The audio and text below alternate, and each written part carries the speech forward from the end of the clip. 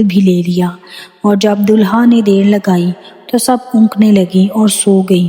और आधी रात को धूम मची के देखो दुल्हा आ गया और उसके इस्तकबाल को निकलो। और उस वक्त वो सब कंवारियाँ उठकर अपनी अपनी मशल दुरुस्त करने लगी। और बेवकूफ़ों ने अक्लमंदों से कहा कि अपने तेल में से कुछ हमको भी दे दो, क्योंकि हमारी मशलें बुझी जाती हैं।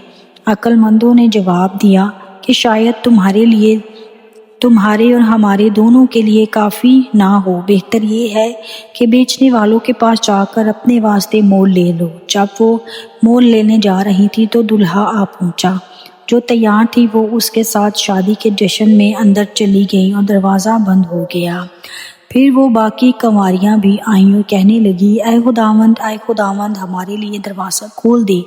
उसने जवाब में कहा, मैं तुमसे सच कहता हूँ कि मैं तुमको नहीं जानता।